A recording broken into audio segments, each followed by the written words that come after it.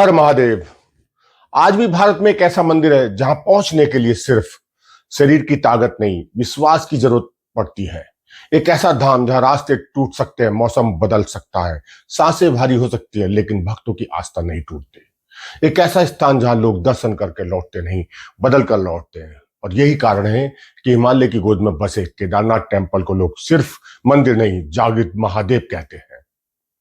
लेकिन आखिर क्यों? क्या वजह है कि लाखों लोग कहते हैं यहां भगवान शिव आज भी सुनते हैं? क्या कारण है? कुछ लोग इसे चमत्कार का धाम मानते हैं, और क्यों इसे एक कथा सदियों से सुनाई जाती है, जिसमें कहा जाता है कि एक भक्त के लिए महादेव ने 6 महीने को एक रात में बना दिया था। आज की यह प्रस्तुति अंत तक देखिए, क्योंकि शुरुआत इतिहास से होगी, बीच में रहस्य खुलेगा, और अंत में आप खुद तय करेंगे कि केदारनाथ केवल मंदिर है या सचमुच में जागृत शक्ति का स्थान।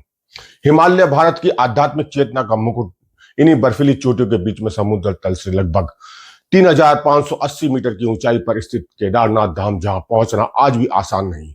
ऑक्सीजन कम है, मौसम कठोर, रास्ते चुनौतीपूर्ण, फिर भी हर साल लाखों श्रद्धालु वहां पहुंच जाते हैं। प्रश्न है क्यों? क्योंकि मनुष्य केवल आराम के लिए यात्रा नहीं करता, कभी कभी वह उत्तर खोजने में भी निकलता है। और केदारनाथ धाम उत्तरों का स्थान माना जाता है। मानता है कि यह 12 ज्योतिर्लिंग में से एक है। केदारनाथ ज्योतिर्लिंग, जहां शिव स्वयं केदारनाथ में विराजमान है। कहा जाता है युद्ध के बाद पांडव अपने कर्मों का प्रायश्चित करने के लिए शिव को खोज रहे थे। शिव उनसे अप्रसन्न थे और बैल का रूप लेकर हिमालय में चले गए। जब भीम ने उन्हें पहचान लिया तो शिव भूमि में समाने लगे और उनका प्रकट भाग केदारनाथ में पूजित हुआ। क्या ये केवल एक कथा है या प्रातीत? विद्वान कहते हैं कि प्राचीन कथाएं कई बार सत्य को प्रतीकों में कहती है। बैल श्रम और धर्म का प्रतीक है, पर्वत तप और विनम्रता का प्रतीक है, और शिव उस चेतना का प्रतीक है जो अहंकार से दूर मिलता है। यही कारण है कि केदारनाथ धाम मार्ग कठिन है, क्योंकि कुछ सत्य आसान रास्तों पर नहीं मिलते। अब सुनिए वह कथा जिसने इस धाम को जागृत महादेव बना दिया। कई वर्षों पहले एक गरीब शिव भक्त अपने गांव से निकला। उसके पास धन नहीं था, साधन नहीं थे, लेकिन दिल में एक आग थी। जीवन में एक बार केदारनाथ जाना है। वह पैदल चल पड़ा, कंधे पर झोला, हाथ में लाठी, होठों पर नाम हर हर महादेव। वह जंगलों से गुजरा, नदियों से गुजरा, पहाड़ों से गुजरा, कभी भूखा सोया, कभी भीगा, कभी गिला हुआ, फिर उठा, लेकिन रुका नहीं। यही भक्ति की पहली पहचान है। कठिनाई या रास्ता रोकती है, सच्चा विश्वास नहीं।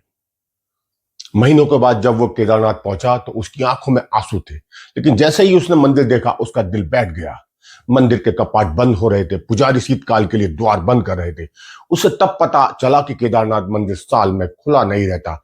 हर वर्ष दीपावली के बाद, पूजा के बाद समय कपाट बंद होते हैं, और फिर लगभग 6 महीने के बाद अक्षय तृतीया के आसपास खुलते हैं, क्योंकि सर्दियों में यहाँ इतनी बर्फ पड़ती है कि पूरा क्षेत्र सफेद मौन डूब जाता है।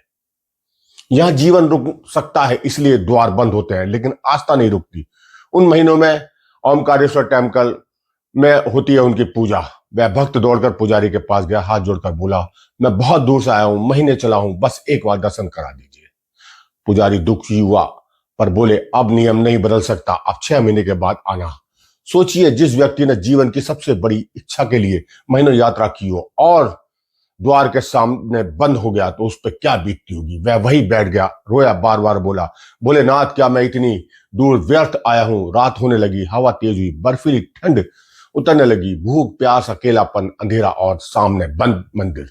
यही वह क्षण था जब बहुत लोग टूट जाते हैं, लेकिन वह नहीं टूटा, वह बैठा रहा।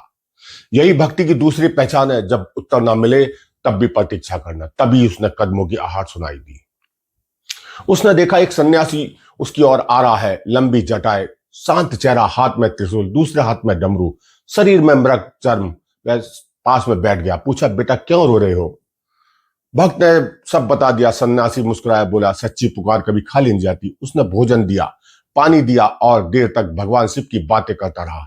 फिर बोला, सो जाओ, सुबह मंदिर खुलेगा। भक्त सोच में पड़ा, लेकिन थका था, सो गया। सुबह आंख खुली, सूरज की पहली किरणों पे बर्फ चमक रही थी। सन्यासी गायब था। उसी समय उसने देखा पुजारी लोग आ रहे हैं। वह खुश होकर बोला, देखा बाबा, सही बोले थे ना आप, सुबह आ जाइए। पुजारी ने उसे देखा, चौंक गए, तुम अभी तक यहीं हो? भक्त बोला, मैं हाँ, कल रात यहीं सोया था। पुजारी के हाथ कांप गए। उन्होंने कहा, कल रात नहीं बेटा, हम 6 महीने बाद लौटे हैं। ये सुनने के ही वह स्तंभ रह गया।